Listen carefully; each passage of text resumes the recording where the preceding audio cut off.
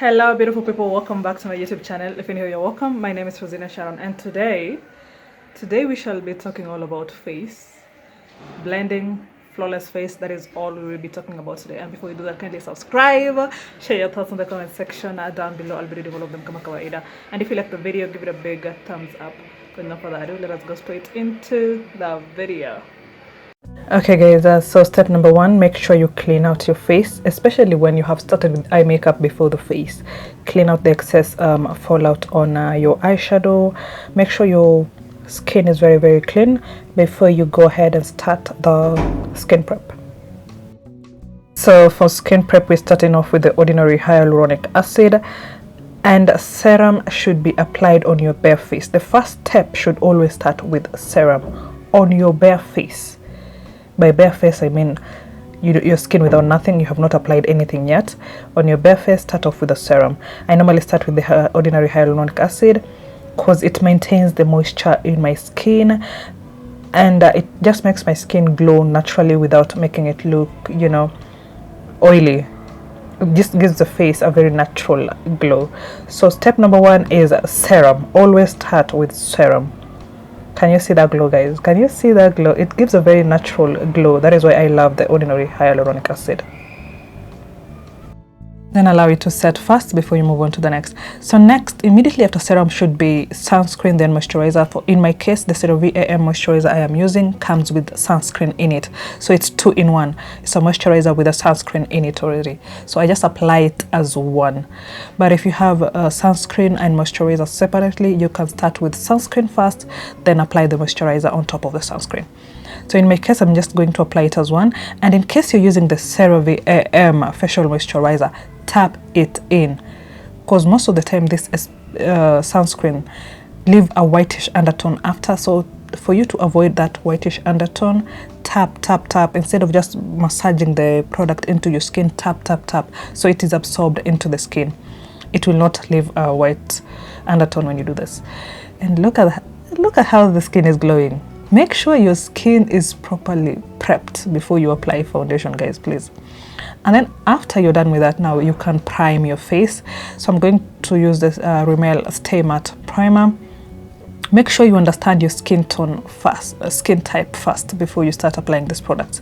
If you have oily skin, go for very matte products, okay? Matte.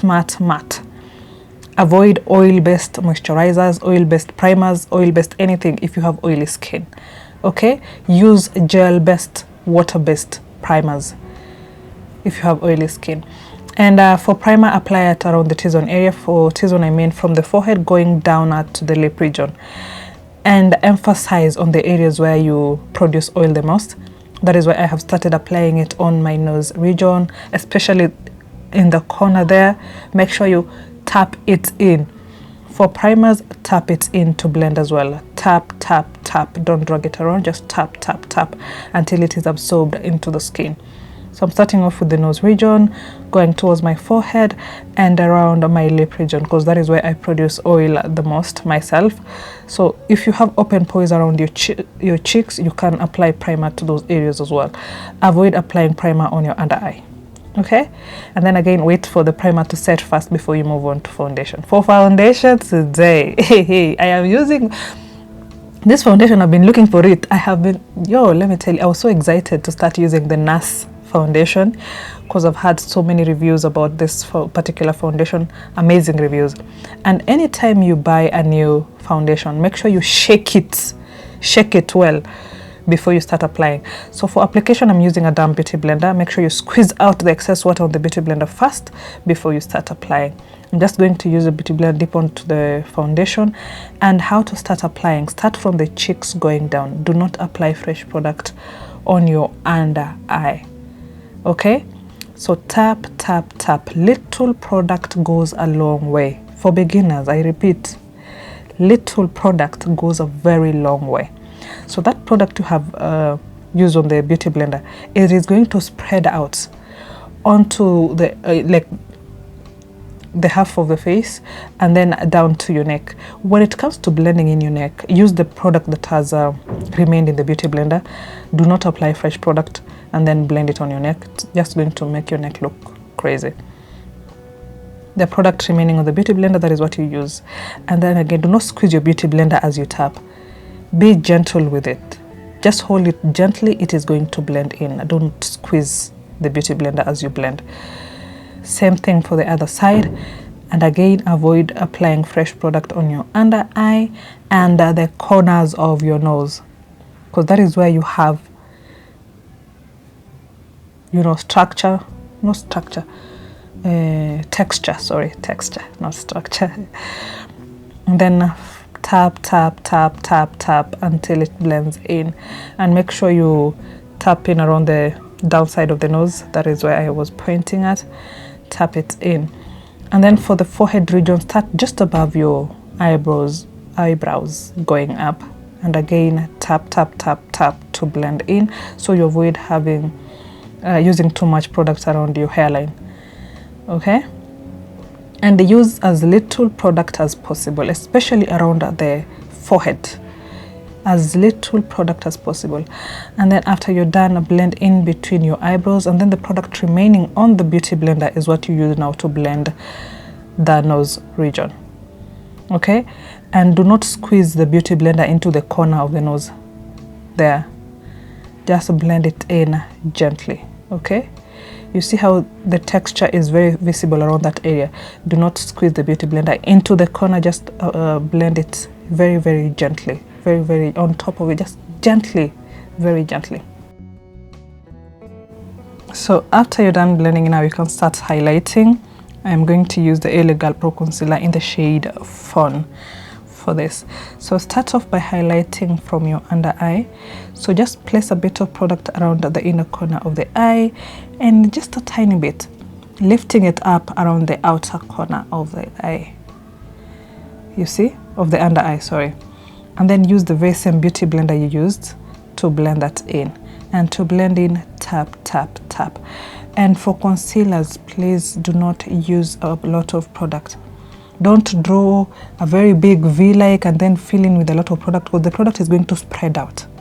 When you blend, it keeps spreading. So it can spread all through your face going down, and you don't want to look way too bright on your face. So use a little product and blend it in that angle. For beginners, I normally recommend you blend as you go. So as you place the concealer in on one side of the under eye, blend it in immediately before you move on to the next. And then you can move on to the bridge of the nose again, blend it in immediately, because this concealers that dry out quick. If you're slow when it comes to blending, by the time you come to the other side, it would have started drying out already. And blending in a dried out concealer is very hard, especially for beginners. It is going to leave a bit of patches. Around the bridge of the nose, I normally recommend the 3 dots, because the concealer is going to spread out as you blend in. If you use too much product, it is going to spread all the way out, and you don't want that. Around the forehead, blend less. If you have a big forehead, you can blend more if you have a smaller forehead. So start off by blending in between the eyebrows going up. In between the eyebrows going up. So you avoid using too much product around the forehead. And again, use as little product as possible, because again, when you're blending, it is going to spread into the foundation you use. So avoid using too much product. And then after highlighting with the concealer, we're going to set in the areas where we highlighted with the concealer using a setting powder. You can use a finishing powder as well. Make sure the under eye area has no crease. Blend it out completely first before you start setting. So I'm going to show you the 2 ways of setting. You can set using a brighter finishing powder, like at least a shade lighter than your skin tone. Use the same beauty blender you use on the area where it has product. The area where it has product, and just tap it in onto the product. Don't drag the beauty blender on the product. Tap it onto the product, and then use that to press in, and keep pressing it in until it sets. And it is going to leave a very natural finish, natural skin-like finish. That is what we are going for. When it comes to setting using a setting powder is normally looser than the finishing compact powders. So what you do, the area where it has product on the beauty blender, that is when you dip onto the product, and then blow off the excess powder on the beauty blender first. The one that is remaining on the beauty blender is what now you're going to use to set. Again, to set, you just press until it sets, and it's also going to leave a natural like finish when you're done. So I'm just going to compare the two sides. You guys can tell me which side you prefer better than the other one. For beginners, I would recommend you use the finishing compact powder. It leaves a more natural finish than a setting powder. So when you're starting to do makeup, you can start off with the compact powder first, and then you can move on to the setting powder, the loose setting powder later on. Then after that, we're moving on to contour, to powder contour. You can use a finishing powder that is 2 shades darker than your skin tone. For my case, I am using an eyeshadow. I know it is 2 shades darker than my skin tone, so that is what we're going to use. Starting off with contouring the cheeks. So where to start? Where your ear is like the high point of the upper side of the ear. I honestly do not know how to explain that side, but that is where you start going down, and make it a curve. Curve it, okay? Curve it going down, and when you're blending, blend it up. For beginners, always start off light. You can add product later on, but always start off light, okay? Start off with very little product so it appears very light, the contour appears very light, then you can add product later. And then the very same product is what we're going to use to contour our forehead. And to contour our forehead, we're starting from the hairline going down. We're blending in hairline going down like that. And the method for blending in is a lift and drop, okay? When it comes to contouring the nose, we're going to use a smaller brush, a smaller angled brush. Not too angled, but it is small and a bit more angled. So to apply the product on the brush, do it side to side, okay? So that the product does not accumulate on the tip of the brush. So just below your eyebrows, give it that angle. I don't know what degree this angle is. Yeah, like that. So it gives you a guideline on how to draw going down, a line going down. And when you're drawing that line, make sure it is a very straight line, okay? It should not come down as an angled line going down. Very straight. How it starts, it is exactly how it should finish. And then do it on the other side, and make sure the space between these two lines are symmetrical. And then after you're done drawing the contour lines, you can blend it in using a cleaner brush, a more fluffy cleaner brush. On the upper side, you blend into the eyeshadow. On the upper side of the nose contour, you blend it into the eyeshadow.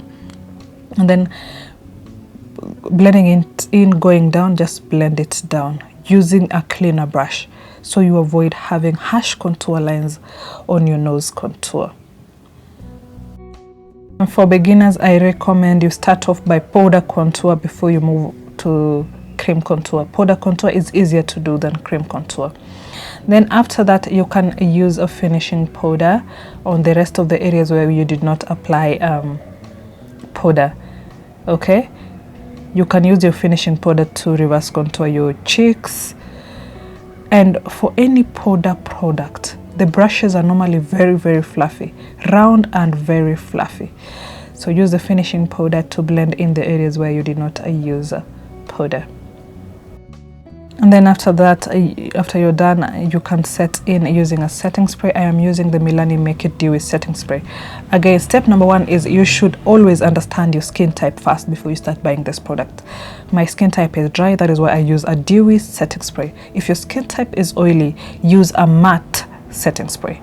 Give it a bit of distance, don't put it too close to your face when you're spraying your face.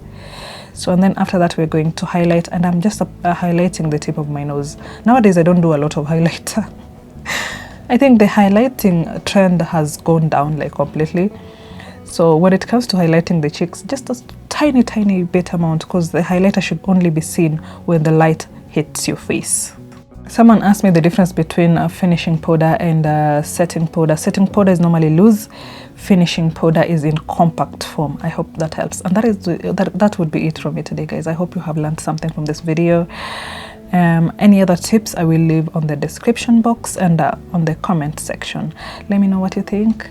And that is how you achieve a flawless look, guys. There is no filter here. I have not applied no softening, no nothing on this video. it is just like camera quality, exactly how it was on my camera. Thank you so much for watching. I'll be seeing you on my next video. Bye.